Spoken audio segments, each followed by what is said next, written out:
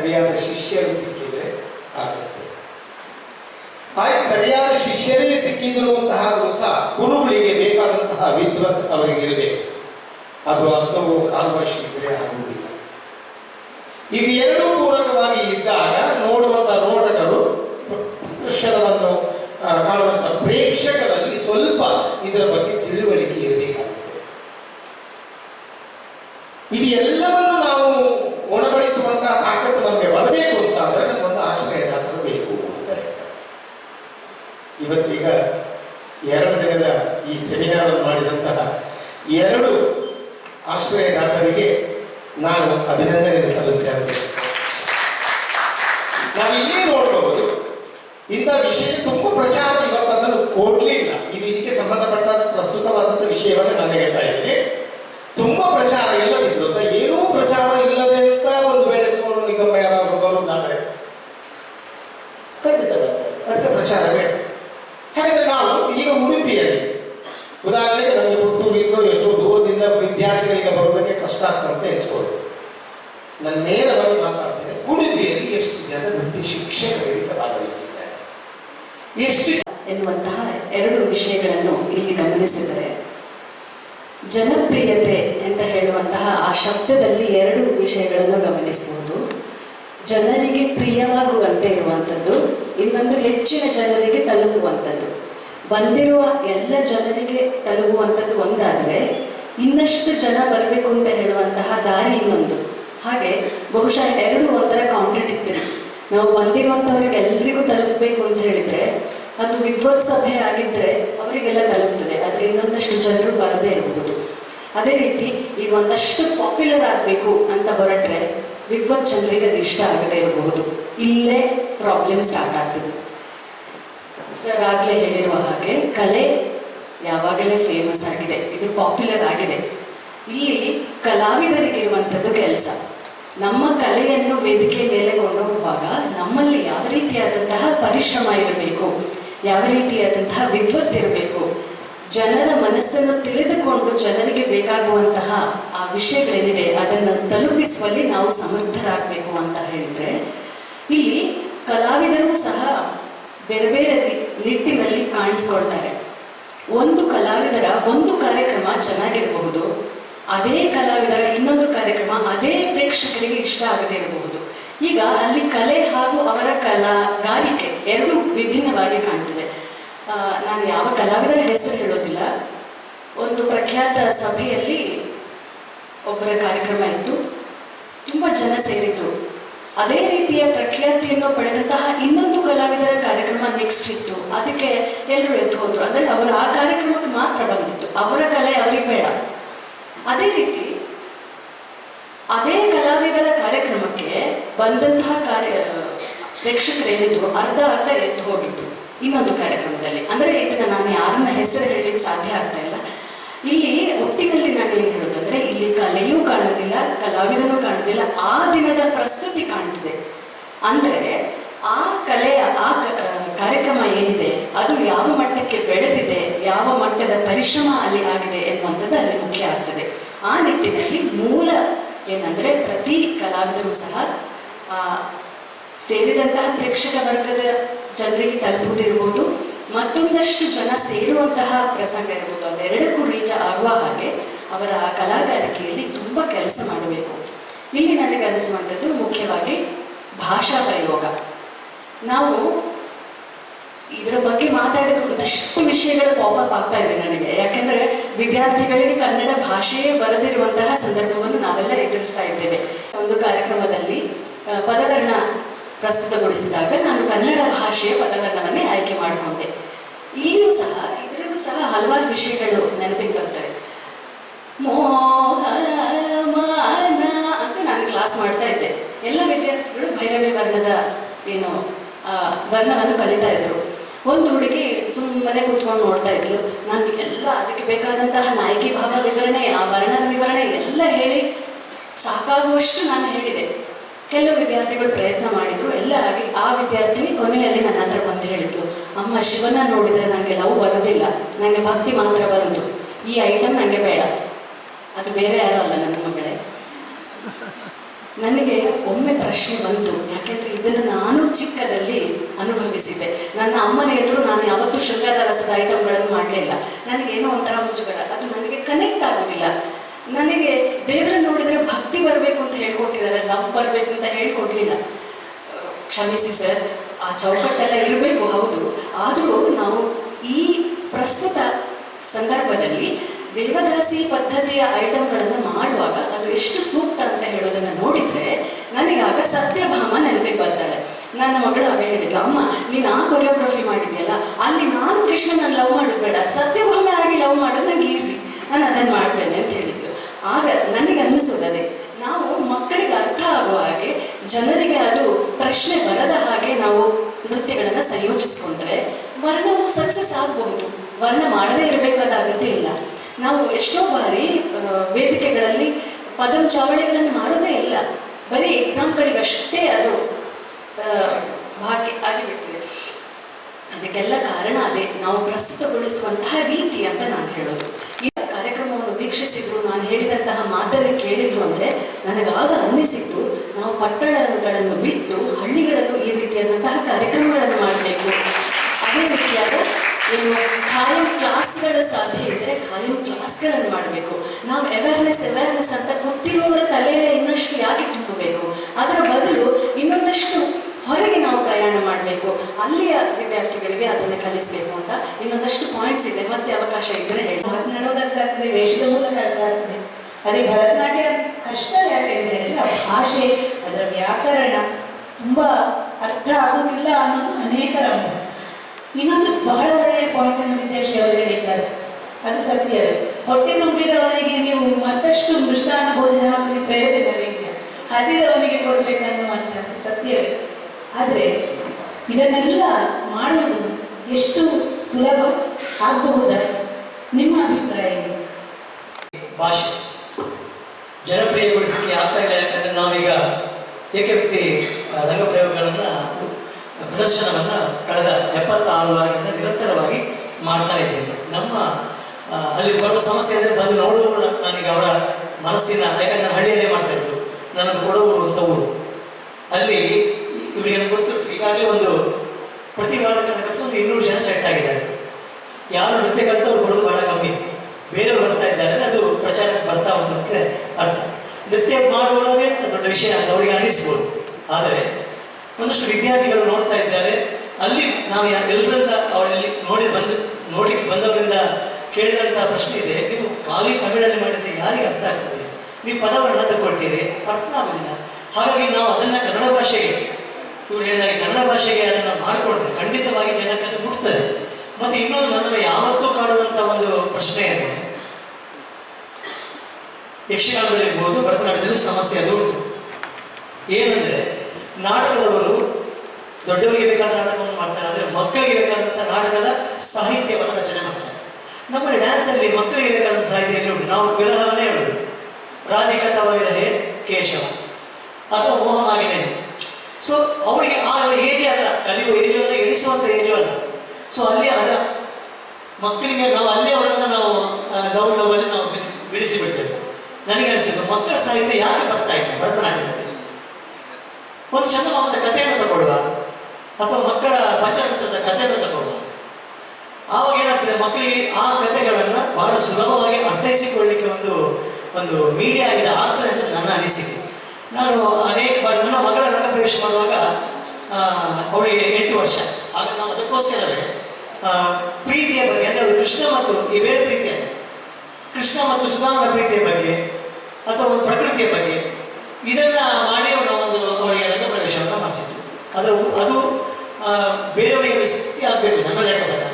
ಯಾಕಂದರೆ ನಮ್ಮ ಯಕ್ಷಗಾನದಲ್ಲಿದೆ, ಸುಧರ್ಮ ಕಾಳಗದ ಹೊರಡುವ ಹೊತ್ತಿಗೆ ಪ್ರಭಾವತಿಯ ಸನ್ನಿವೇಶ, ಅದು ದೊಡ್ಡವರು ಮಾಡಿದ ಚಂದ, ಸಣ್ಣ ಮಗು ಬಂದು ಇವತ್ತು ನನಗೆ ನೋಡಿ ಸೇರಲಿಕ್ಕೆ ಆಗುವುದಿಲ್ಲ ಹಾಗೆ ಹೇಳುವಂಥ ಆ ಸನ್ನಿವೇಶ, ಅದು ನಿಜವಾಗಿ ಸಹ ಒಂದು ಯಕ್ಷಗಾನ ಕ್ಷೇತ್ರದಲ್ಲಿ ಸಹ ಅದಿಲ್ಲ.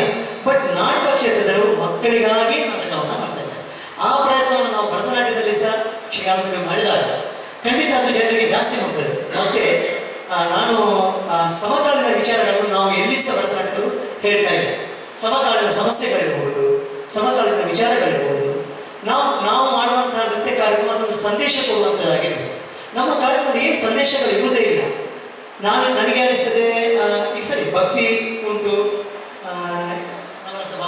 ಅದೆಲ್ಲ ಉಂಟು, ಆದರೆ ಪ್ರತಿಯೊಂದಿಗೆ ನಾವು ಎದುರಿಸ್ತಿರುವಂತಹ ಮಳೆ ನೀರಿನ ಸಮಸ್ಯೆ ಇರ್ಬೋದು, ಅಥವಾ ನಮ್ಮ ಕಾಡನ್ನು ಕಡಿದು ನಾಡನ್ನು ಮಾಡ್ತಿರುವಂತಹ ಸಮಸ್ಯೆ ಇರ್ಬೋದು.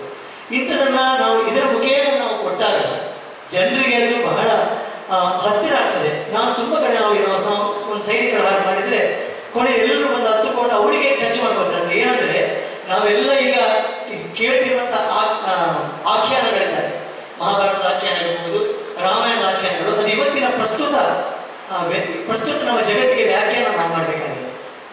ಅಂದ್ರೆ ಇವತ್ತು ನಮ್ಮ ಜಗತ್ತಿನಲ್ಲಿ ದ್ರೌಪದಿಯವರಿದ್ದಾರೆ, ಇವತ್ತು ನಮ್ಮಲ್ಲಿ ಗಾಂಧಾರಿಯವರಿದ್ದಾರೆ, ಕುಂತಿ ಇದ್ದಾಳೆ, ಭೀಮ ಇದ್ದಾನೆ, ಕೃಷ್ಣ ಇದ್ದಾನೆ.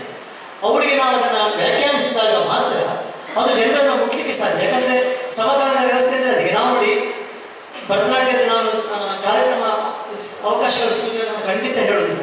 ಎಷ್ಟು ಅವಕಾಶಗಳು ಮಾಡಲಿಕ್ಕೆ ನಮಗೆ ಆಗ್ತಾ ಇಲ್ಲ ಎನ್ನುವಂಥ ಕೊರಗು ನನಗೆ ನಿತ್ಯ ಕಾಡ್ತಾ ಇರ್ತದೆ. ಹೇಗೆ ಮಾಡಬೇಕು ಅಂದ್ರೆ ಹೋಗ್ಲಿಕ್ಕೆ ಆಗ್ತಾ ಇಲ್ಲ.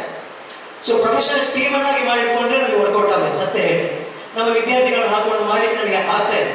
ಅಷ್ಟು ಡಿಮಾಂಡ್ ಖಂಡಿತ ಉಂಟು. ಆದರೆ ನಾವು ಅವರನ್ನು ಮುಟ್ಟುವಂತ ಕೆಲಸವನ್ನು ಮಾಡಬೇಕು. ವಿದೇಶಿಯವರು ಹೇಳಿದ್ರು, ಹಳ್ಳಿಗಳಲ್ಲಿ ಖಂಡಿತ ಒಳ್ಳೆಯ ಅದು ಕೆಲಸ. ಯಾಕಂದ್ರೆ ಒಳ್ಳೆಯ ಮನಸ್ಸುಗಳೀಗ ಅಲ್ಲಿದ್ದಾವೆ, ಮನಸ್ಸುಗಳು ಅದನ್ನು ಸ್ವೀಕಾರ ಮಾಡುವಂಥ ಮನಸ್ಸು ಅಲ್ಲಿ ಉಂಟು. ನಮ್ಮ ಇಲ್ಲೇನಾಗ್ತದೆ, ಎಲ್ಲವೂ ಪ್ರಶ್ನೆಗಳು. ಯಾಕಂದ್ರೆ ನಾವೇ ಕೃಷ್ಣನದ್ದು ಮಾಡಿ ನಾವು ಯಕ್ಷಗಾನದಲ್ಲಿ ನೋಡಿದ್ವಿ, ಎಲ್ಲಾ ಸಮಯದಲ್ಲೂ ಅಂತ ಪಾತ್ರಗಳಿರ್ತದೆ. ಆಗ ಹೇಗೆ ಅವನ ಹೆಂಡತಿಗೆ ಅವ ಬೈದ, ಕೃಷ್ಣ ಹೇಳ್ತದೆ ಅವನ ದೇವರ. ಅಂದ್ರೆ ಆಗಿನ ಕಾಲದಲ್ಲಿ ಇವತ್ತಿನ ಕಾಲದಲ್ಲಿ ನಿಶ್ಚಿತ ವ್ಯಕ್ತಿ ಕೃಷ್ಣನ ದೇವರ ಅಂತ ಕೇಳುವುದು. ಸೊ ಇವತ್ತಿನ ಕಾಲಕ್ಕೆ ನಾವು ಅದನ್ನ ವ್ಯಾಖ್ಯಾನಿಸಿದಾಗ ಮಕ್ಕಳಿಗೆ ಹೌದಲ್ಲ ಅಂತ ಅರ್ಥ ಆಗ್ತದೆ. ಅದು ಮಕ್ಕಳಿಗೆ ಇಷ್ಟ ಆದರೆ, ಈಗ ನಮ್ಮ ಪ್ರಧಾನಮಂತ್ರಿಗಳು ಹೇಳುವ ಹಾಗೆ ಮಕ್ಕಳನ್ನ ಅಬ್ದುಲ್ ಕಲಾಂ ಹೇಳಿದ್ದು ಅದನ್ನೇ, ಮಕ್ಕಳಿಗೆ ಕನಸು ಕಾಣುವಂತ ಕೆಲಸವನ್ನು ನೀವು ಮಾಡಿಸಿ.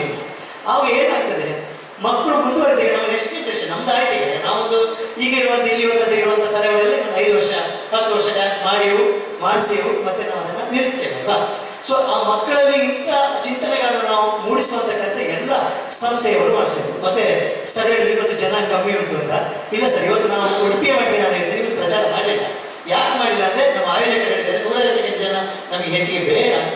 ಸೊ ಅವರ ಮನಸ್ಸು ಯಾಕಂದ್ರೆ ಸ್ಪಷ್ಟ, ಒಂದಷ್ಟು ಜನ ಬಂದುಕೊಂಡು ಇಲ್ಲಿ ಏನು ಅವರ ಬಾಡಿಗೆ ಈ ಚರ್ಚೆಗಳಲ್ಲಿ ಭಾಗಿಗಳಾಗಿದೆ ಇರುವುದಕ್ಕಿಂತ ಇಲ್ಲಿ ಬರುವಂತ ಮನಸ್ಸುಗಳು ನೃತ್ಯಕ್ಕೆ ಸಂಬಂಧಪಟ್ಟ ಮನಸ್ಸುಗಳು, ಸಾಹಿತ್ಯಕ್ಕೆ ಸಂಬಂಧಪಟ್ಟ ಮನಸ್ಸುಗಳು ಬರಲಿ ಅಂತ ಇವತ್ತು ನಾವು ಜನ ಒಟ್ಟು ಮಾಡಲಿಲ್ಲ ಒಂದು. ಆಮೇಲೆ ನಾನು ಕಂಡುಕೊಂಡಾಗ ಇವತ್ತಿನ ನೃತ್ಯ ಕಾರ್ಯಕ್ರಮದಲ್ಲಿ ನಾವು ಡಿಮಾಂಡ್ ಮಾಡಬೇಕು, ಸರ್ ಕಾರ್ಯಕ್ರಮ ಆಗಬೇಕು, ನಮಗೆ ಇಷ್ಟು ಲೈಟ್ ಬೇಕು. ಯಾಕಂದ್ರೆ ನಾವು ಇವತ್ತು ಹಳೆ ಕಾಲದ 1-2 ಡಜನ್ ಇಟ್ಕೊಂಡು ಮಾಡುವಂಥ ಕಾಲ ಮುಂದೋಗಿದೆ ಇವತ್ತು. ಅದರಲ್ಲಿ ಲೈಟ್ ಸೌಂಡನ್ನ ಒಂದು ಪಾತ್ರವಾಗಿ ನಾವು ಉಪಯೋಗಿಸಿದಾಗ ಮಾತ್ರ ಅದು ಮನಸ್ಸನ್ನು ಮುಟ್ಲಿಕ್ಕೆ ಸಾಧ್ಯ. ಯಾಕಂದ್ರೆ ಒಂದು ವಿಚಿತ್ರ ಒಂದು ಲೋಕವನ್ನು ಸೃಷ್ಟಿ ಮಾಡಲಿಕ್ಕೆ ಅತ್ಯಂತ ಸಾಧ್ಯ. ನಾವು ಎಷ್ಟು ಸಾಹಿತ್ಯವನ್ನು ಹೇಳಿದ್ರು ಕೂಡ ಅದು ಎಷ್ಟು ನಮಗೆ ಅರ್ಥವನ್ನು ಕೊಡ್ತದೋ ಅದಕ್ಕಿಂತ ಹೆಚ್ಚಾಗಿ ಒಂದು ಧ್ವನಿಯು, ಒಂದು ಬೆಳಕು ಕೆಲಸವನ್ನು ಮಾಡ್ತದೆ ಎನ್ನುವಂತ ಒಂದು ಇದನ್ನು ನಾನು ಇತ್ತೀಚಿನ ದಿನಗಳಲ್ಲಿ ಕಂಡುಕೊಂಡಿದ್ದೇನೆ. ಮತ್ತೆ ಅದೇ ನಾನು ಹಾಗೆ ಹೇಳಿದಾಗೆ ಒಂದಷ್ಟು ಕಾರ್ಯಕ್ರಮಗಳನ್ನು ನಾವು ಹೋಗಿ ಹಳ್ಳಿಯಲ್ಲಿ ಮಾಡೋ ಪ್ರಯತ್ನ ಎಲ್ಲರೂ ಮಾಡಬೇಕು. ಇದು ಯಾಕಂದ್ರೆ ಒಬ್ಬರಿಬ್ಬರಿಂದ ಆಗುವಂಥ ಕೆಲಸ ಅಲ್ಲ. ಒಂದಷ್ಟು ಇಲ್ಲಿ ನೋಡ್ಲಿಕ್ಕೆ ಅವಕಾಶಗಳು ಸಿಗುವುದಿಲ್ಲ. ಉದಾಹರಣೆಗೆ ಅನಾಥಾಶ್ರಮದ ಮಕ್ಕಳು, ಅವರಿಗೆ ನೋಡ್ಲಿಕ್ಕೆ ಅವಕಾಶ ಸಿಗುವುದಿಲ್ಲ. ಇವ್ರು ಹೇಳಿದಾಗೆ ಅವರು ಹೋದಾಗ ಸಿಕ್ಕಾಪಟ್ಟೆ ಸಂತೋಷ ಪಡ್ತಾರೆ. ಸೊ ಅಂಥವರಿಗೆ ನಾವು ಎಲ್ಲ ಕಡೆ ಉಚಿತ ಮಾಡಿ ನಾವು ಬದುಕಬೇಕು ಆಗುದಿಲ್ಲ. ಬಟ್ ನಾನು ಹೇಳುದು, ನಾವು ವರ್ಷಕ್ಕೆ 50 ಕಾರ್ಯಕ್ರಮ ಮಾಡ್ತಾರೆ, 5 ಕಾರ್ಯಕ್ರಮ ಆದರೂ ನಾವು ಅಂಥದನ್ನ ಮಾಡುವ ಪ್ರಯತ್ನ ಮಾಡಬೇಕು. ಜನರಿಗೆ ಬೇಕಾದಂತ ಒಂದು ಭರತನಾಟ್ಯದ ಈಗ ಪದವರ್ಣನವು ಇದನ್ನೆಲ್ಲ ನಾವು ಅಂತ ಸಭೆಗಳಿಗೆ ಇವತ್ತಿನ ಕಾರ್ಯಕ್ರಮಕ್ಕೆ ನಾವು ಮಾಡಬಹುದು. ಅದು ಬಿಟ್ಕೊಂಡು ಸಾರ್ವಜನಿಕ ಗಣೇಶೋತ್ಸವದ ಪೆಂಡಲಲ್ಲಿ ನಾನು ಪದವರ್ಣನ ಮಾಡ್ತೇನೆ, ನಾನು ಶಬ್ದ ಮಾಡ್ತೇನೆ, ನಾನು ಗೀತ ಗೋವಿಂದ ಅಂದ್ರೆ ಯಾರಿಗೆ ಇಷ್ಟ ಆಗುದಿಲ್ಲ. ಯಾಕಂದ್ರೆ ಈಗ ಇಷ್ಟಪಡುವಂತ ಅವ್ರದ್ದು ಇದು ಸಹ ಈಗಿನ ಮಕ್ಕಳ ಟೇಸ್ಟು ಅದಲ್ಲ. ಆದ್ರೆ ನಾವು ಅದನ್ನೆಲ್ಲ ಅದನ್ನ ಇನ್ವಾಲ್ವ್ ಮಾಡಬೇಕು. ಆದ್ರೆ ಅದಕ್ಕೆ ರೂಪವನ್ನ ಬೇರೆ ಕೊಡಬೇಕು. ಗೊತ್ತಾಯ್ತು. ಪ್ರಿಯವಾಗಲಿಕ್ಕೋಸ್ಕರ ನಾವು ಚೌಕಟ್ಟಿಂದ ಹೊರಗೆ ಬರೋದು ಬೇಡ. ಅದರ ಬದಲು ಜನರು ಎಲ್ಲಿ ಮಟ್ಟಲಿದ್ದಾರೆ ಅವರನ್ನು ಕಲೆಯ ಮಟ್ಟಕ್ಕೆ ಏರಿಸುವಂಥ ಪ್ರಯತ್ನವನ್ನು ಮಾಡಬೇಕು. ಆಧ್ಯಾತ್ಮಿಕತೆ ಎಂಬುದು ಒಂದು ಮುಖ್ಯ.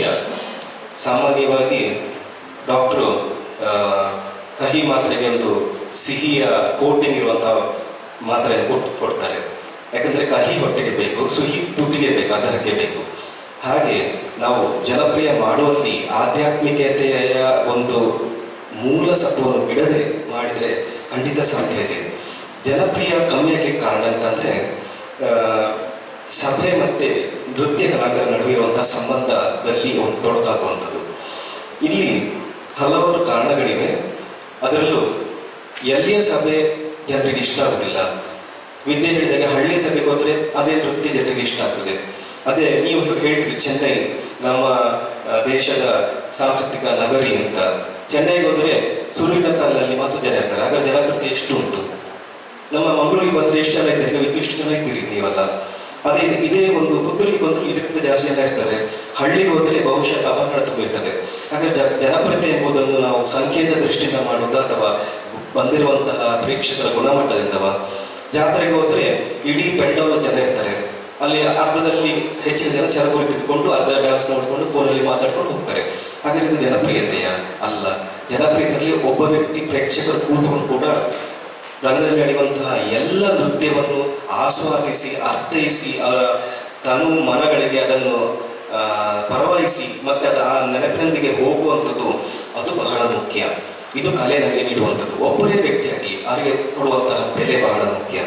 ಮತ್ತೆ ಈಗಿನ ಕಾಲದಲ್ಲಿ ನಾವೆಲ್ಲ ಸಣ್ಣಿರ್ಬೇಕಾದ್ರೆ, ನಾನು ಕೊಡಗಿನಲ್ಲಿದ್ದ ನನ್ನ ಗುರುಗಳಾದ ದಾಂಬಳೆ ರಾಜೇಶ್ವರಿ ಅವರು ನಮ್ಮನ್ನು ಕೊಡಗಿನ ಎಲ್ಲ ಹಳ್ಳಿ ಮೂಲೆಗಳಿಗೆ ಕರ್ಕೊಂಡು ಹೋಗಿದ್ದಾರೆ.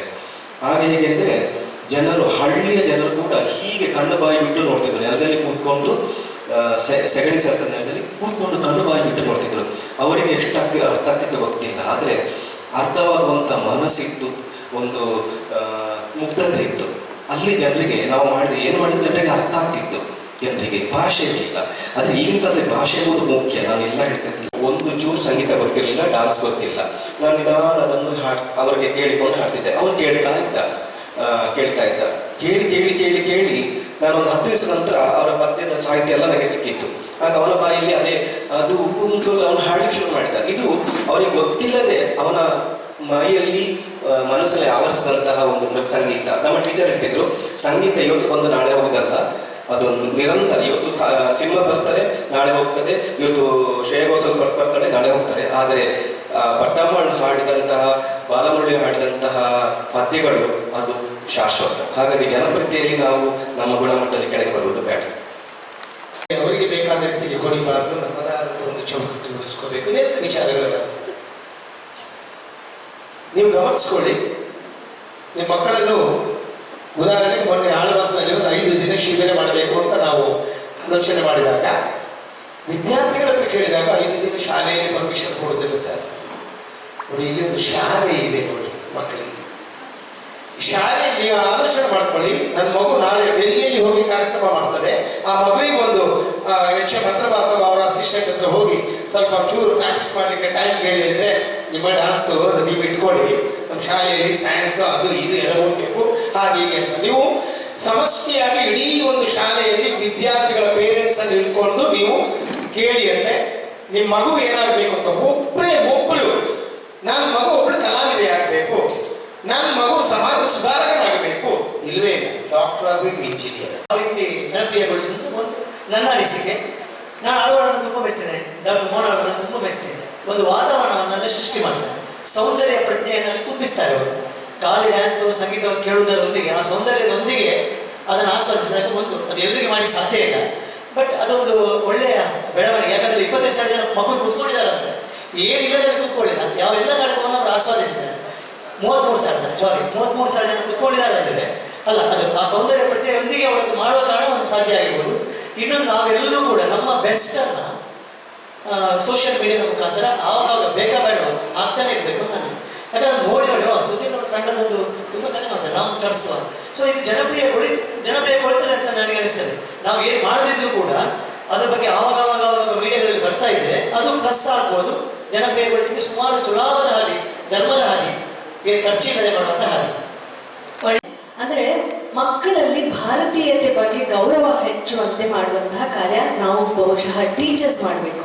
ಎಷ್ಟೋ ಕಡೆ ಬಹುಶಃ ಪುತ್ತೂರು ಅಥವಾ ಸ್ವಲ್ಪ ಸಣ್ಣ ನಗರಕ್ಕಿಂತ ಕಡಿಮೆ ಇರುವಂತಹ ಪ್ರದೇಶಗಳಲ್ಲಿ ಆ ಪ್ರಾಬ್ಲಮ್ ಬರುವುದಿಲ್ಲ. ಸಿಟಿಗಳಲ್ಲಿ ಇದು ಇನ್ನೂ ಜಾಸ್ತಿ. ಅಂದ್ರೆ ಏನೋ ಒಂದು ಔಟ್ಡೇಟೆಡ್ ಆಗಿ ಬಿಡ್ತೇವೋ, ಔಟ್ ಆಫ್ ಫ್ಯಾಷನ್ ಆಗ್ತೇವೋ ಅಂತ ಹೇಳುವಂತಹ ಅಭಿಪ್ರಾಯ ಸಣ್ಣ ಸಣ್ಣ ಮಕ್ಕಳಲ್ಲೇ ಇರುವಂಥದ್ದು ಬಹಳ ಗಾಬರಿಗೊಳ್ಳುವಂತಹ ವಿಷಯ. ಆ ನಿಟ್ಟಿನಲ್ಲಿ ನಮ್ಮ ಭಾರತೀಯತೆ ಬಗ್ಗೆ, ನಮ್ಮ ಏನು ಔಟ್ಫಿಟ್ ಇರ್ಬೋದು ಅಥವಾ ನಮ್ಮ ಭಾಷೆ ಇರ್ಬೋದು, ಅದರ ಬಗ್ಗೆ ಗೌರವ, ಹೆಮ್ಮೆ ಇರುವಂತಹ ವಿಚಾರಗಳನ್ನು ನಾವು ನೃತ್ಯದ ಮೂಲಕ, ಸಂಗೀತದ ಮೂಲಕ ತುಂಬಿಸಬಹುದು. ಮತ್ತು ಜೀವನ ಅಂದ್ರೆ ಬರೀ ಗಳಿಸುವುದು ಮಾತ್ರ ಅಲ್ಲ, ಇದರಲ್ಲಿ ಹಣ ಗಳಿಕೆಯ ಜೊತೆಯಲ್ಲಿ ಆ ಒಂದು ನೆಮ್ಮದಿ, ಸಂತೋಷವನ್ನು ಕಲೆಯ ಮೂಲಕ ಗಳಿಸಿಕೊಳ್ಬಹುದು. ಅದು ಈಗ ಕಲೆಯನ್ನು ಅಭ್ಯಾಸ ಮಾಡಿದರೆ, ನೋಡಿದರೆ ಮಾತ್ರ ಮುಂದಿನ ದಿನಗಳಲ್ಲಿ ಸಾಧ್ಯ ಅಂತ ಹೇಳುವಂಥದ್ದನ್ನು ಮಕ್ಕಳ ಮಟ್ಟದಲ್ಲಿ ನಾವು ಬೆಳೆಸ್ಬೋದು. ಅಂದ್ರೆ ಇದರಲ್ಲೂ ಕೆಲವು ಕಡೆ ಪ್ರಾಬ್ಲಮ್ಸ್ ಇದೆ. ನೀವೆಲ್ಲ ನೋಡಿರ್ತೀರಿ, ಜೀನ್ಸ್ ಪ್ಯಾಂಟ್ ಹಾಕೊಂಡು ಪೇರೆಂಟ್ಸ್ ಅಮ್ಮಂದಿರು ಮಕ್ಕಳನ್ನು ಕ್ಲಾಸಿಗೆ ಸೇರಿಸುವಾಗ ಅಯ್ಯೋ ನಾನು ಇವರನ್ನು ಹೇಗಪ್ಪ ಚೇಂಜ್ ಮಾಡೋದು ಅಂತ ಅನ್ನಿಸ್ತದೆ ನಮಗೆ. ಆದ್ರೂ ಮಕ್ಕಳ ಮನಸ್ಸಿನಲ್ಲಿ ಅದನ್ನು ನಾವು ತುಂಬಿಸಿದ್ರೆ ಅವರು ಪೇರೆಂಟ್ಸ್ ಅನ್ನು ಚೇಂಜ್ ಮಾಡ್ಬೋದು, ಆ ಕುಟುಂಬವನ್ನು, ಆ ಸಮುದಾಯವನ್ನು ಚೇಂಜ್ ಮಾಡ್ಬೋದು ಮಕ್ಕಳ ಮೂಲಕ ಅಂತ ನನ್ನ ಭಾವನೆ.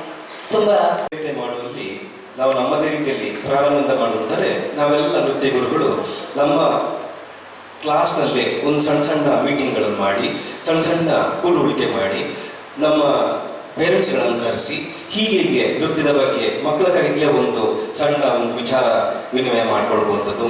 ಮತ್ತೆ ಕೇವಲ ಸಂಸ್ಕೃತಿ ಮಾತ್ರ ಅಲ್ಲ, ನಮ್ಮ ಸಂಸ್ಕೃತಿ ಅಂದರೆ ಬರೀ ನೃತ್ಯ ಮಾತ್ರ ಅಲ್ಲ, ಸಾಹಿತ್ಯ, ಕನ್ನಡ ಭಾಷೆ ಮತ್ತು ನಮ್ಮ ಧಾರ್ಮಿಕ. ಇವರು ಹೇಳಿದಾಗೆ ನಮ್ಮ ಕ್ಲಾಸಿಗೆ ನನ್ನ ಗುರುಗಳು ಹೇಳಿದಾಗೆ ಬೊಟ್ಟು ಹಾಕಿಕೊಂಡು ಬರ್ತಾರೆ.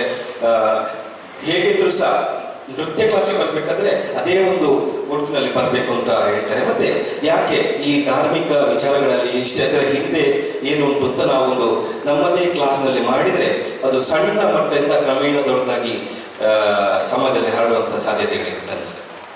ಹೆಚ್ಚುಗೊಳಿಸುವುದು ಹೇಗೆ ನಾವು ಹೆಚ್ಚೆಚ್ಚು ಜನರು ಕಾಣುವ ಹಾಗೆ, ಜನಪ್ರಿಯ ಅನ್ನೋದಕ್ಕಿಂತ ನಮಗೆ ಜನಾನುರಾಗಗೊಳಿಸುವುದು ಹೇಗೆ ಅನ್ನೋದು ಹೆಚ್ಚು ಸೂಕ್ತ ಶಬ್ದ ಪ್ರಯೋಗ ಅಂತ ಅನಿಸ್ತದೆ. ಪ್ರಿಯತೆ ಬೇರೆ, ಅನುರಾಗ ಬೇರೆ. ಪ್ರಿಯ ಅಂದ್ರೆ ದೂರದ ಆಸಕ್ತಿ ಸಾಕಾಗ್ತದೆ. ಅನುರಾಗ ಅಂತ ಹೇಳಿದ್ರೆ ನೀವು ಅದರಲ್ಲಿ ಮುಳುಗಿಕೊಳ್ಬೇಕು, ನಿಮಗದರಲ್ಲಿ ಒಲವು ಮೂಡಬೇಕು. ಈ ಬಗ್ಗೆ ನಾವು ಸ್ವಲ್ಪ ಪ್ರಯತ್ನವನ್ನ ಮಾಡಬೇಕು ಅಂತ ಹೇಳಬಹುದಾದ್ರೂ ಒಂದು ಕಥೆ ನೆನಪಿಗೆ ಬರ್ತದೆ. ಇದೀಗ ನಾನು ನನ್ನ ಕೊನೆಯ ಮಾತುಗಳನ್ನು ಹೇಳಲಿಕ್ಕೆ ಇಷ್ಟಪಡ್ತೇನೆ. ಮೊನ್ನೆ ಓದಿದಂತಹ ಒಂದು ಕಥೆ. ಒಬ್ರು ಅಜ್ಜ ಇರ್ತಾರೆ, ಅವರ ಮೊಮ್ಮಗನಿಗೆ ಹೇಳ್ತಾನೆ, ನೀನು ಭಗವದ್ಗೀತೆಯನ್ನು ಓದ್ಬೇಕು ಅಂತ ಹೇಳಿ. 10 ವರ್ಷದ ಮೊಮ್ಮಗ ಹೇಳ್ತಾನೆ, ಅಜ್ಜ ನನಗೆ ಎಂಥದ್ದು ಅರ್ಥ ಆಗುದಿಲ್ಲ ಅದ್ರೊಳಗೆ ಅಂತ. ನೀನು ಓದು ಅಂತ ಹೇಳ್ತಾರೆ. ಅವನು ಮೊದಲಿಗೆ ಹೇಳಿಕೊಡ್ತಾರೆ, ಅವನು ಬಾಯಿಪಾಠ ಹೇಳ್ತಾನೆ. ಅಜ್ಜನಿಗೆ ಬೇಕಾಗಿ 4 ದಿನ ಹೇಳ್ತಾನೆ, ಮತ್ತೆ 5ನೇ ದಿನ ತಪ್ಪಿಸ್ಕೊಳ್ಳಿಕ್ಕೆ ಕಾರಣ ಕೊಡ್ತಾನೆ. ಆಗ ಅಜ್ಜ ಹೇಳ್ತಾರೆ, ನೋಡು ನೀನು ತಪ್ಪು ಮಾಡ್ತಿದ್ದಿ, ನಿನಗೆ ಇಷ್ಟ ಇರ್ಲಿ ಇಲ್ಲದೆ ಇರಲಿ, ನೀನು ಓದುವುದು ಭಗವದ್ಗೀತೆಯನ್ನು ಓದಲೇಬೇಕು. ಅರ್ಥ ಆಗದೆ ಅಲ್ಲಿ ಓದ್ಬೇಕು. ಅವನಿಗೆ ಈಗಿನ ಮಗು ಅಲ್ವಾ, ಕೇಳ್ತಾನೆ, ಅಜ್ಜ ಯಾಕೆ ನನ್ನ ಮೇಲೆ ನೀವು ಇದನ್ನು ಹೇಳ್ತಾ ಇದ್ದೀರಿ, ನನಗೆ ಇಷ್ಟ ಇಲ್ಲ, ಅದರಿಂದ ಏನು ಲಾಭ, ಏನು ಪ್ರಯೋಜನ ಅಂತ. ಅದಕ್ಕೆ ಅಜ್ಜ ಹೇಳ್ತಾನೆ, ಸರಿ ಪ್ರಯೋಜನ ಏನು ಅಂತ ನಿನಗೆ ಉತ್ತರ ಕೊಡ್ತೇನೆ ತಡಿ. ಹಾಗಾದ್ರೆ ನೀನು ಓದುದು ಬೇಡ ಅಲ್ಲ, ಓದುದು ಬೇಡ ಅಂತ ಹೇಳ್ಬೇಕಾದ್ರೆ ನನಗೆ ನೀನು 10 ದಿನ ಒಂದು ಕೆಲಸ ಮಾಡಬೇಕು. 10 ದಿನ ಏನು ಪ್ರಶ್ನೆ ಕೇಳಬಾರ್ದು ಹೇಳ್ತೇನೆ. ಆಯ್ತು ಹೇಳ್ತೇನೆ. ಅಲ್ಲಿ ಒಂದು ಬೆಳ್ಳಗಿನ ಚೀಲ ಕಾಣುತ್ತದಲ್ಲ, ಆ ಚೀಲದಲ್ಲಿ ಅಲ್ಲಿ ಕೆರೆ ಉಂಟಲ್ಲ, ಕೆರೆಯಿಂದ ನೀರು ತುಂಬಿಸಿಕೊಂಡು ತರಬೇಕಷ್ಟೇ ಅಂತ ಹೇಳ್ತಾನೆ. ಹೋಗ್ತಾನೆ ಪುಳಿ ಅಜ್ಜ ಹೇಳಿದಾಗೆ. ಆ ಚೀಲದೊಳಗೆ ಇದ್ದಿಲು ತುಂಬಿರ್ತದೆ. ಇದ್ದಿಲನ್ನು ಹೊರ ಹಾಕ್ತಾನೆ, ಆ ನೀರನ್ನು ತರಲಿಕ್ಕೆ ಅಂತ ಅವನು ಕೆರೆಗೆ ಹೋಗ್ತಾನೆ. ಆದ್ರೆ ಆ ಇದ್ದಿಲು ತುಂಬಿಸಿದ್ದು ತೂತಿದ್ದಂತಹ ಚೀಲದಲ್ಲಿ ಅಜ್ಜ, ಯಾಕಂದ್ರೆ ತೂತಿದ್ದಂತಹ ಚೀಲವನ್ನು ಬೇರೆದಕ್ಕೆ ಬಳಸ್ಲಿಕ್ಕೆ ಆಗುದಿಲ್ಲ ಅನ್ನೋದೇ ಇದ್ದಿಲು ತುಂಬಿಸಿಟ್ಟಿದ್ರು. ಇದ್ದಿಲನ್ನು ಹೊರಗೆ ಹಾಕಿದ, ನೀರು ತರ್ಲಿಕ್ಕೆ ಹೋದ.